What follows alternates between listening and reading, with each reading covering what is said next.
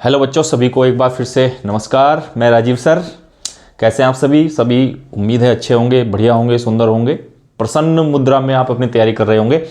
आज हम बच्चों यहाँ पर एक बहुत बेहतरीन अभिक्रिया को लेकर के आपके सम्मुख में प्रस्तुत हो रहा हूँ। आज की जो रिएक्शन है वो है कोल्बे रिएक्शन, और बच्चे अधिकतर इस रिएक्शन को तैयार भी करते हैं, और मेरा भी यही सजेशन रहेगा कि इस रिएक्शन को आप बिल्कुल तैयार करें। बहुत इंपॉर्टेंट रिएक्शन होता है। देखिए, जो कोल्बे रिएक्शन होता है, कोल्बे रिएक्शन से पहले आपको पता होना चाहिए कि ये रिएक्शन कहाँ से कौन से पोर्शन में मिलता है। अल्कोहल फिनॉल ईथर, यानी कि फिनॉल में ये रिएक्शन मिलता है।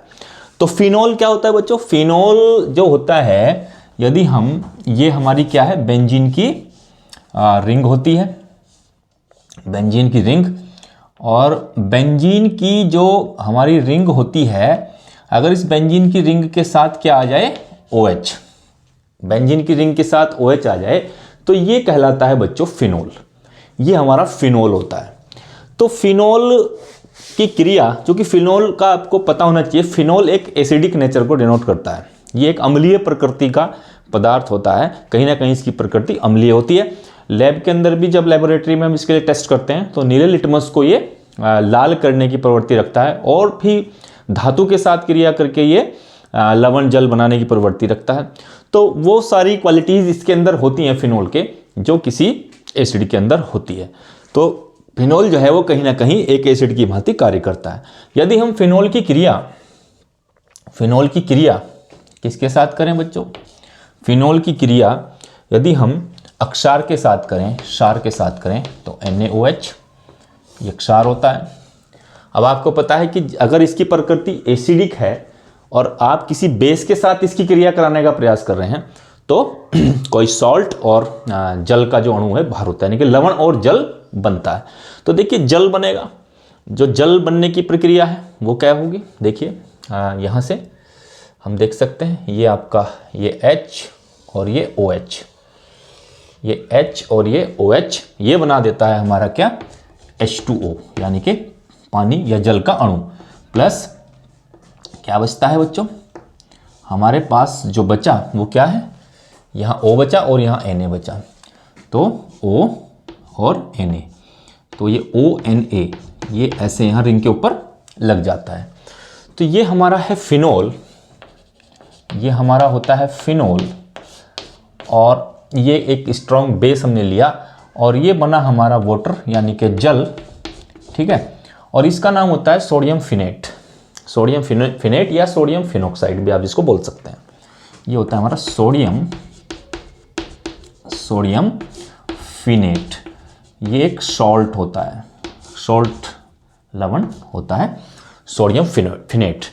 तो इस प्रकार से अगर फिनोल को आप स्ट्रॉन्ग बेस के अंदर रिएक्ट कराते हैं, तो वो हमारा जल और सोडियम फिनेट यानी कि एक सॉल्ट में कन्वर्ट हो जाता है, जो ये डिनोट करता है कि जो फिनोल होता है उसकी नेचर एसिडिक होती है। आपके यहाँ कई बार क्वेश्चन आता है कि भाई फिनोल की प्रकृति अम्लीय होती है, इसको समझाइए। तो फिनोल की प्रकृति अम्लीय होती है, तो पहली बात तो नीले लिटमस को लाल करेगा। दूसरा, अगर किसी अक्षार के साथ हम फिनोल की क्रिया करा रहे हैं तो लवण और जल बनाता है, जैसे कि क्वालिटी एसिड के अंदर होती है। तीसरा, अगर किसी धातु के साथ आप इसकी रिएक्शन कराएंगे तो वो हाइड्रोजन गैस मुक्त होगी। तो जैसे हाइड्रोजन गैस एसिड्स के अंदर मुक्त होती है, वैसे यहाँ भी होंगी। तो ये क्वालिटी होती है फिनोल के अंदर। अब कोल्बे रिएक्शन में देखिए हमारे पास क्या है, यदि हम इसकी क्रिया NaOH के साथ करते हैं तो हमारे पास क्या आता है, सोडियम फिनेट आता है। अब सोडियम फिनेट, जो सोडियम फिनेट हमने लिया, सोडियम फिनेट ये क्या होता है, बेंजीन की रिंग के साथ क्या आता है, ONA, बेंजीन की रिंग के साथ क्या है, ONA, ये सोडियम फिनेट।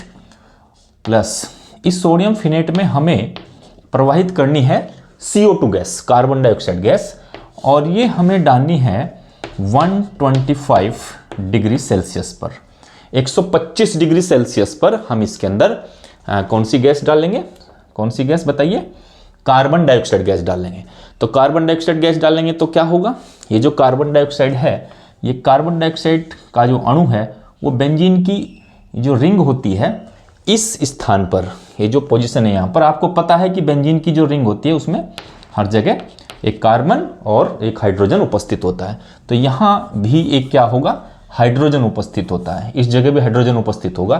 तो इस CO2 को हम इस स्थान पर इसको क्या कर देंगे, ऐड कर देंगे। तो किस प्रकार से होगा, ये ऐसे हो जाएगा, देखिए कैसे हो जाएगा। ये हमारा हो गया, ये क्या था ऊपर, ONA, और ये जब हम इसमें डालेंगे तो C के बाद क्या है, 2 O हैं, और यहाँ मैंने आपको बताया इस जगह पर क्या होता है, H होता है। तो यहाँ पर आकर के जब ये लगता है तो CO2 यानी कि COO, ये CO2 हो गया, और यहाँ वाला H, तो COOH। इस प्रकार का एक जो कंपाउंड है वो हमें मिलता है।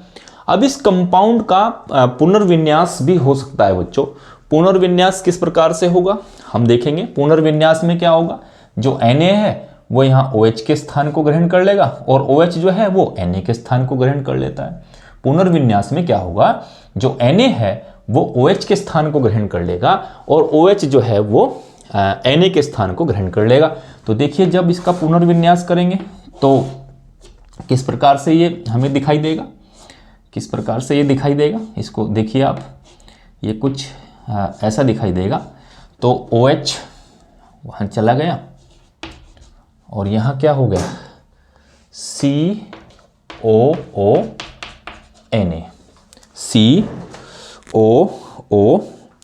ये इस प्रकार का हमारा हुआ। अब इसके बाद देखते हैं सेकंड, अगली पंक्ति में हमें ये जो हमारे पास है इस प्रकार का जो एक कंपाउंड हमें मिला, क्या है, OH COONA, इसको बोलते हैं सोडियम सैलिसिलेट, सोडियम सैलिसिलेट, हाँ सोडियम सैलिसिलेट। अब यदि सोडियम सैलिसिलेट की क्रिया हम किसी स्ट्रॉन्ग एसिड से कर दें, जैसे HCl से कर दिया, तो HCl से किया, HCl से अगर इसकी रिएक्शन को कर देंगे तो क्या होगा, देखिए ये साफ साफ दिखता है, ये क्या है, ये Na है, और ये क्या है, ये Cl है। तो ये क्या बाहर निकल गया, NaCl, सोडियम क्लोराइड नमक का अणु बाहर हो गया। अब प्लस क्या बचा, प्लस क्या है, ये COO, Na हटा, और Na के साथ कौन चला गया, Cl, और ये जो H है, ये H हमारा यहाँ COO के साथ आकर के ऐड हो जाता है। तो क्या होगा, क्या होगा, इस प्रकार से आप इसको देख सकते हैं, इस प्रकार से करें तो ऐसे बेंजीन का रिंग बनाया तो क्या आया, OH, ठीक है, और यहाँ COOH,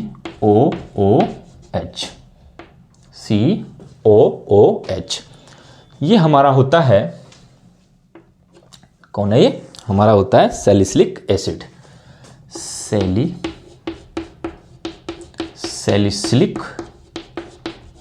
सैलिसिलिक अम्ल, ठीक है, सैलिसिलिक अम्ल, ये सैलिसिलिक एसिड बनता है। और ये जो यहाँ पर पुनर्विन्यास के बाद हमें प्राप्त हुआ था, इसका नाम था सोडियम सैलिसिलेट, सोडियम सैलिसिलेट। तो ये जो रिएक्शन आपको दिखती है, ये रिएक्शन, ये तो हमने समझाने के लिए बताया आपको, जो शुरू वाला पोर्शन है ऊपर वाला, इसको आप लिख रहे हैं तो भी अच्छी बात है, नहीं लिखते हैं अगर यहाँ से डायरेक्ट शुरू करते हैं तो भी आपकी रिएक्शन सही होगी। तो जो हमारा सोडियम फिनेट होता है उसमें CO2 गैस को हम डालते हैं, CO2 गैस को डालेंगे 125 डिग्री सेल्सियस पर, तो इस प्रकार का कंपाउंड हमें मिलेगा, ONA होगा, COH होगा। अगर इसका पुनर्विन्यास करें तो पुनर्विन्यास में अधिक एसिडिक के कारण ये OH, जो Na है वो OH का स्थान ग्रहण कर लेगा, और जो OH है वो Na की जगह पर चला जाएगा। तो इस प्रकार का कंपाउंड हमें प्राप्त हुआ, ये OH और COONA, इसका नाम है सोडियम सैलिसिलेट। अब सोडियम सैलिसिलेट जो होता है, सोडियम सैलिसिलेट को एसिड के साथ डाल दिया HCl के, तो ये NaCl, और जो H बचा वो COO के साथ ऐड हो जाता है, बनता है COH, तो इसका नाम होता है सैलिसिलिक एसिड। तो इस प्रकार की जो रिएक्शन आपके बोर्ड पे है इसको बोलते हैं कॉल्बे रिएक्शन। अगर इसको आपको एक ही पंक्ति में करना हो, एक ही लाइन में करना हो, तो भी इसको हम कर सकते हैं। देखिए कैसे कर सकते हैं, यहां से देखिए, तो करना क्या है भाई, यहां हम लेंगे क्या, सोडियम फिनेट, सोडियम फिनेट ONA प्लस क्या मिलाया इसमें बताइए, CO2 CO2 मिलाया और कितने पर 125 डिग्री सेल्सियस और 4 से 7 एटमॉस्फेरिक प्रेशर, इतने वायुमंडलीय दाब। ये भी आप लिख सकते हैं, कंडीशन होती है इसकी, ये लिख सकते हैं, यहाँ भी लिख सकते हैं हम, 4 से 7 वायुमंडलीय दाब। ठीक है, तो ये किया हमने। अब क्या है, पुनर्विन्यास से पहले क्या बना था, क्या बना, ठीक है, ऐसे गोला भी घुमा सकते हो, तो क्या बना ONA, है ना, ONA, और जो CO2 है इसको आप ऐड कर देंगे यहाँ, तो CO2 को ऐड करेंगे तो COOH, क्योंकि H तो यहाँ होता ही है, COO आया, CO2 तो H हो गया। पुनर्विन्यास करने के उपरांत आपके पास आया हमारा सोडियम सैलिसिलेट। पुनर्विन्यास करने के उपरांत क्या आता है बच्चों, सोडियम सैलिसिलेट। ठीक है, तो सोडियम सैलिसिलेट, ये OH और ये क्या है COONA। ठीक, अब इसमें इसकी क्रिया आप किससे करवा देंगे, HCl से। HCl यानी कि हाइड्रोक्लोरिक एसिड, और हाइड्रोक्लोरिक एसिड से कराएंगे तो क्या निकला NaCl, -NaCl, और यहाँ से NaCl के साथ चला जाता है तो NaCl, और जो H होता है वो COO के साथ प्रवेश कर जाता है, और ये होगा इस प्रकार से होगा। ठीक है, ऐसा कुछ होगा, क्या होगा बताओ, ये आया OH और ये आया COOH। तो ये हमारा है सोडियम फिनेट। ठीक है, और ये हमारा है सोडियम सैलिसिलेट, और ये हमारा है सैलिसिलिक एसिड, जैसे मैंने नाम ऊपर की तरफ लिखे हैं। तो आप एक पंक्ति में भी इस रिएक्शन को ऐसे दे सकते हो। तो ये रिएक्शन है वेरी इंपॉर्टेंट, बहुत इंपॉर्टेंट क्रिया में से एक है। इस क्रिया का नाम है कोल्बे रिएक्शन। तो मुझे उम्मीद है ये रिएक्शन आपको बिल्कुल अच्छी लग रही होगी, पसंद आ रही होगी। इसको 1-2 बार अगर आप करके देखेंगे तो बिल्कुल आ जाएगी।